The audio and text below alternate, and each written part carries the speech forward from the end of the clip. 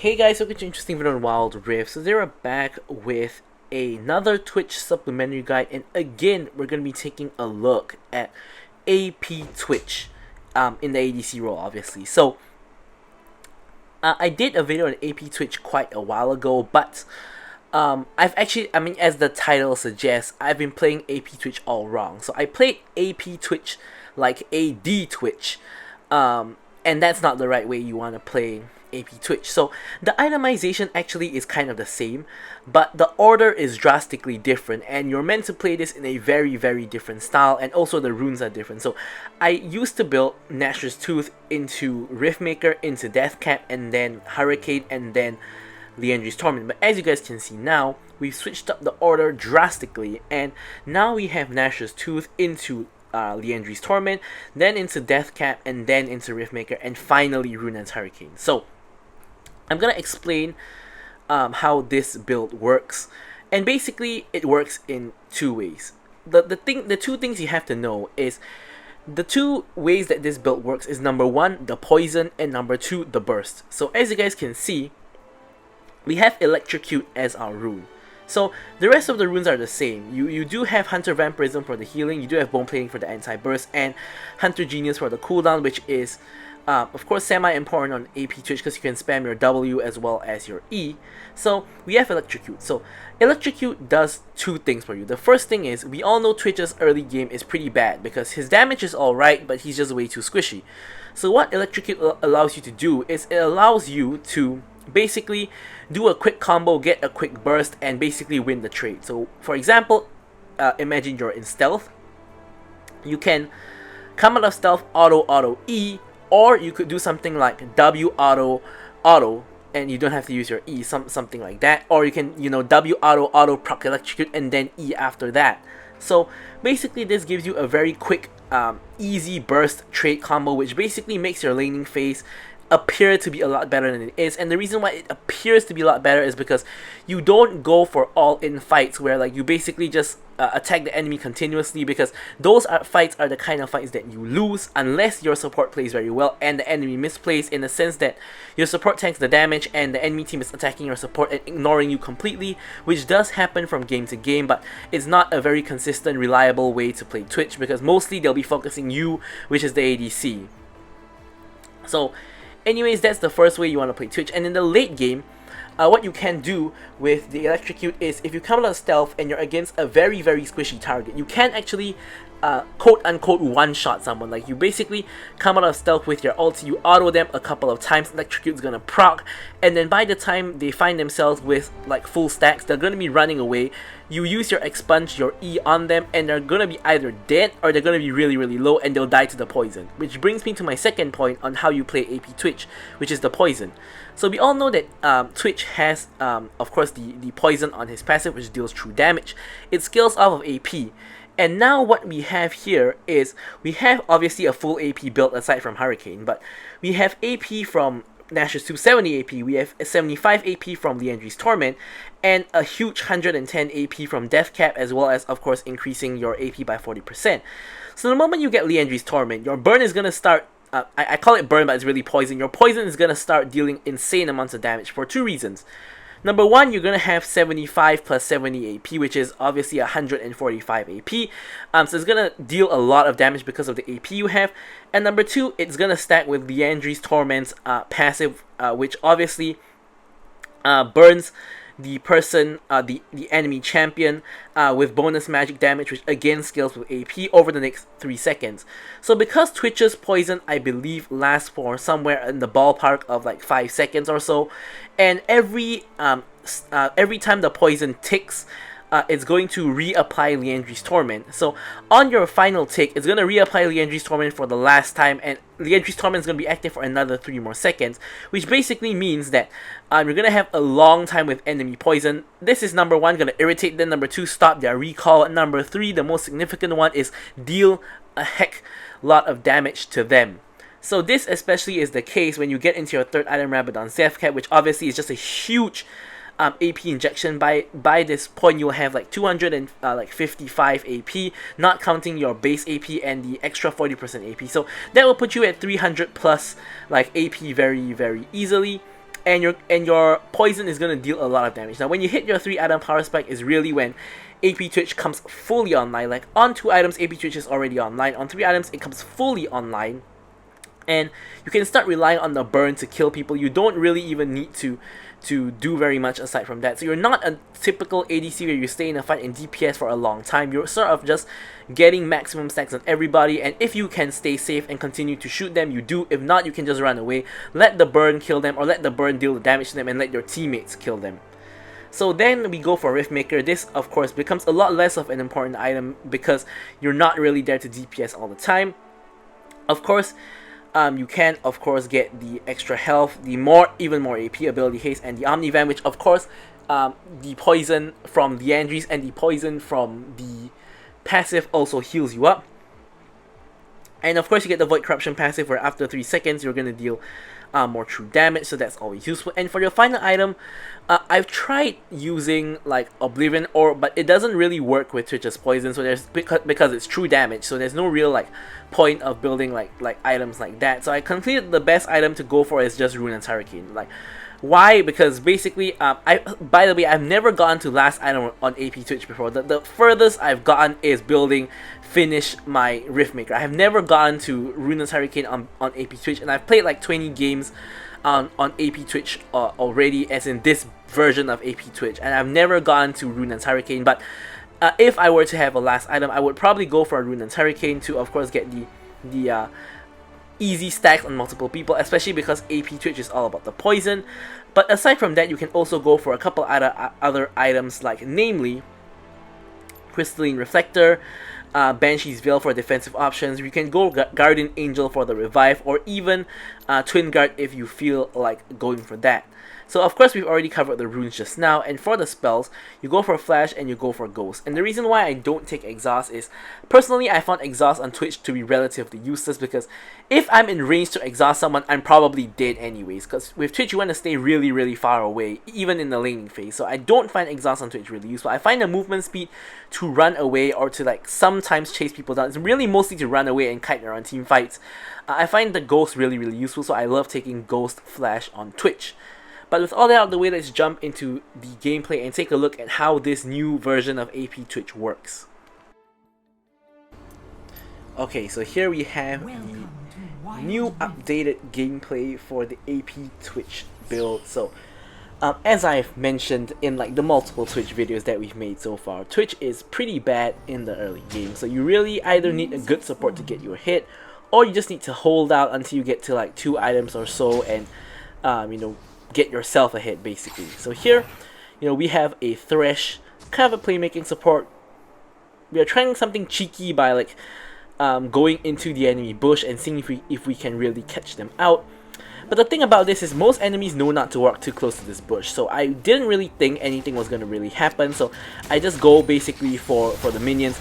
Ahri just comes in straight with a charm, and Thresh goes for the exhaust. Now here I managed to actually proc electrocute and full stack my passive here, and then I expunge after Ahri flashes for the first blood. So the key crucial parts here that allows us to get the kill is number 1, Thresh's Ignite, number 2, my electrocute, which shows you how important this rune is for AP Twitch, and of course number 3, being able to fully stack my poison and expunge all maximum 5 stacks. And as a bonus, obviously couldn't be planned, we even get Ahri's flash for free because she thought that she could escape, but we did have that expunge. So either way, it ends up working out. Thresh hits another hook onto the Ahri, allowing us to basically just blast her down quite a bit. We managed to full stack on her again and hit the expunge, and we put her at about a quarter HP or so. So she's kind of semi out of the fight already. Flash comes through from the Thresh, and here we managed to end up trading 1 for 1 in terms of supports. So here I'm actually trying to get damage onto the Jhin. I wait until the exhaust runs out and then I expunge him, so he's pretty low. So here I'm going to show you guys a kind of trick that you can do with Twitch. So here you can see that he's trying to clear the wave so that he can back. So here I'm walking back out of vision. I stealth and walk straight past the wave. So here I was trying to go on him. Unfortunately, he just runs away. But the reason why this trick works a lot of time is when you walk out of vision and you stealth, they don't know where you are anymore. They don't know if you're channeling your recall, or they don't know if you're invisible. And the moment they don't see you attacking the minions and the minions crashing into the tower, they normally don't think that you're there. But thankfully for the Jin, he didn't like do a cocky recall in the middle of the lane. He walked back to his tower to recall, but some people will just recall in the middle of the lane and disrespect the fact that Twitch can go invisible, and they'll just basically get jump scared by you appearing right next to them, and they'll probably just die. Like that Jin at that kind of health would definitely have just instantly died to me, because I could just W auto and expunge him, and he would have been gone. But in this case, he does manage to get away because of his intelligent recall positioning. So another thing is, what I like to do is right before I hit the tower, I like to actually just stealth. It's kind of the same logic as what we did just now, which is the fact that normally they wouldn't expect you to stealth out of the lane and walk straight past the minions to go onto them. So a lot of the times you can sacrifice like maybe a minion or two to get a really good chunk or a really good trade onto the enemy, which is either going to force them to recall or put them into the kill zone for like, you know, the rest of the time that they're in the lane. So that's another like kind of trick that you can do on Twitch, and I've kind of been really picking up on a lot of the tricks that Twitch has, and it's obviously all to do with the stealth, because the only kind of real difference between Twitch and other ADCs is mostly the stealth. Of course, playing this like AP electrocute build has a very strange playstyle. Here I see Wukong coming in, so I'm just stealthing and running away. I have no idea why Thresh went in there, because he probably could have seen the Wukong coming in as well, and because of that I'm not able to really follow up. I expunge just to get a little bit of poke damage. Fizz is coming in. I don't have my stealth because I just used it, and now it's coming up, so I'm going back in with the stealth. Twitch is trying to finish off the kill. He gets the Ahri. I get exhausted by the Jin. Here I pop the spray and pray, and I'm able to chunk out both the Jin as well as the Wukong, and with the expunge as well, but unfortunately not able to quite secure the kill. So regardless, we are going to go back, get ourselves the Nashor's Tooth, and we're going to head back over to lane. So this is a pretty dream start for Twitch. 1-0 and 2 start is pretty amazing. It would have been better if I managed to secure that kill on the Ahri instead of the Thresh, but you know, having no deaths and only kills and assists is a lot more than we could ask for. So this is a pretty amazing start on Twitch. Like normally you don't really get kills and such in laning phase, especially before the dragon. So this is pretty amazing. So Thresh hook, you know, goes to Timbuktu, nowhere near, but he goes in for the flash play, and here I'm trying to burst down the Ahri. I have the ulti on, but unfortunately Ahri's barely out of my range. There I finally managed to get in the range for one final auto, which puts her at the maximum amount of stacks, and I pop the expunge, which just gives me enough damage to kill her. So get another cheeky kill onto the Ahri, which honestly I was not expecting to get after the expunge, but you know, the damage numbers sort of came through for us, and here we can secure the wave, and then we can rotate over to the dragon, which Twitch has already started to help him to secure the dragon.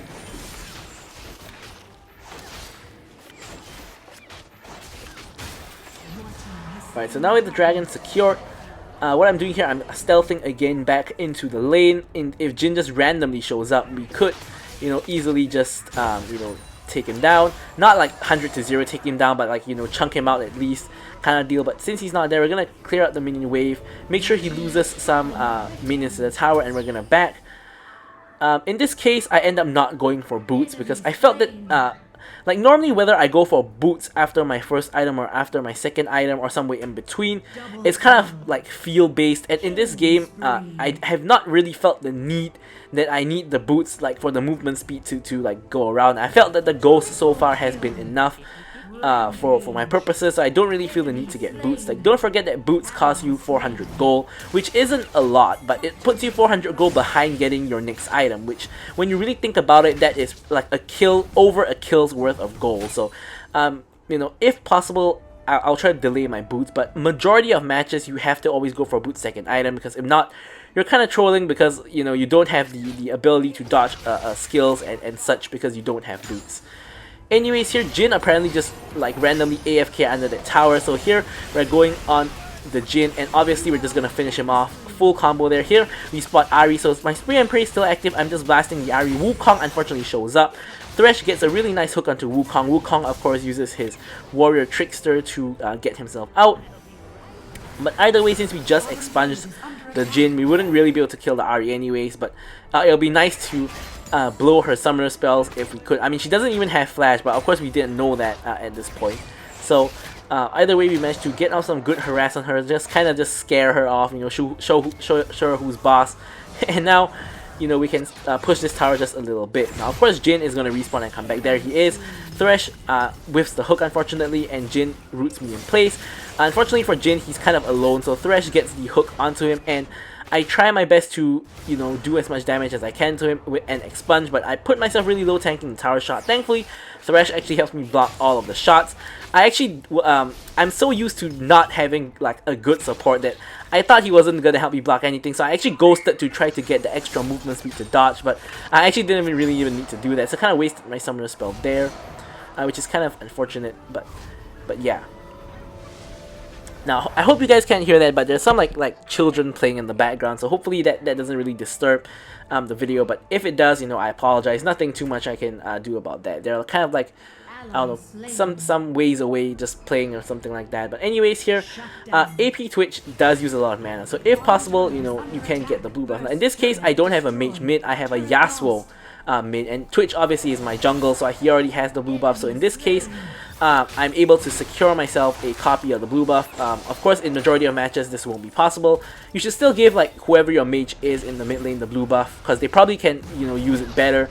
But if you have an opportunity, you should secure the buff for yourself. Now, Twitch here tries to go for the tower, but really you're not going to be able to kill that tower if you don't have minions, because the minion damage is just insane. Now, Thresh super trolls here by popping that blast plant and sending the low HP Twitch back towards the enemies. Thankfully, there is no one there.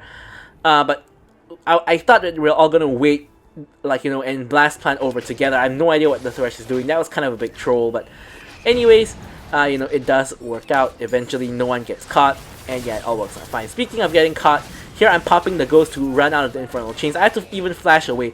Now, the Aatrox damage is just insane. So, Aatrox is just 2 and 2, and he has only one Yomu's Ghost Blade, but apparently with that a little bit of lethality, he absolutely destroys me. Now, obviously we know that Twitch is a very, very squishy champ, and you can completely see that from this, how he nearly got one shot by an Aatrox who didn't really even land his Qs, didn't get his E proc, but regardless, his W proc. Regardless, we can pick up a copy of the red buff here, going into stealth, seeing if we can catch anybody, once again doing the walking past the minions trick. And here, unfortunately, because the Twitch sees, not Twitch, the Ziggs sees the Thresh, he's like flashing out. But here I'm gonna stealth again, running after the Wukong. I get hit by his ultimate. I'm still in stealth, by the way. I'm getting hit by the Aatrox again. Thankfully, this time my team is here to back me up. I get the expunge for the kill. Malphite gets a nice 2-man ulti. And here I apply the poison onto the Wukong, which as you guys can see does manage to secure me the kill. Here I get full stacks onto the Ziggs and expunge. Again, the main damage here comes from the electrocute and comes from the poison itself, not from the expunge, but anyways, Fizz is able to indeed secure the kill, and we are able to secure the tower, and off of that we can transition into going for the Drake, which of course has just spawned. So whole chain of events kind of works out. You can already see how like the electrocute burst kind of works for Twitch, like just based off of that first fight and a couple other like fights as well. And you can also see how the poison really works. Now we can see that from how we managed to kill the Wukong, and we're gonna see it a little bit later on as well, in like a minute or two, where you see how much damage the poison really does. Like, don't forget that Twitch's auto attacks with this build don't do too much damage. Like, you do have the auto attack damage from the Nashor's Tooth, which is going to help you out a lot, especially when you get to, like, you know, later when you have more items. But for now, your auto attacks are not going to be doing too much. So here, Thresh and Fizz go onto the Ahri. I'm surprised the Ahri didn't just die instantly. So here I was just trying to get an assist, but I end up kind of KSing the Fizz instead, which is kind of not really what I was trying to do, but yeah, you know, a kill's a kill. Anyways, here we spot a fight happening in mid. So here I'm using the ghost and the stealth to get into the fight, but most people already died. Like, Jhin is already dead, Ziggs is already dead, so here I'm really only blasting the Wukong. Now here, look at how he's fully stacked and he's running with the full stacks, and here the poison actually kills him. I ended up trying to flash for the kill because I wasn't sure if the poison was gonna kill him. I thought it was gonna drop off, But anyways, here the poison kills him, and you can really see how much damage the poison does. Like, me and Yasuo both weren't able to attack him for quite a long time, and it was the poison itself that was really the one that did all the work there. And this only is possible with AP Twitch. With AD Twitch, really you're not gonna do a lot of damage to the poison because it scales with AP. Doesn't scale with AD whatsoever. Anyways, here I'm with my team using the Herald in the middle lane. I'm going for the second tier tower, but the enemy team sees the writing on the wall and just surrenders. So you can see how effective AP Twitch can be, and it's a lot more consistent than AD Twitch. So overall, I kind of forgot to mention this throughout the whole video, but basically overall, I think that AP Twitch is way more better and consistent than AD Twitch, unless you have like a Yuumi or Lulu with you for AD Twitch. And yeah, so I'm going to leave you guys with the rest of the stats as usual. Thank you guys so much for watching the video, and goodbye.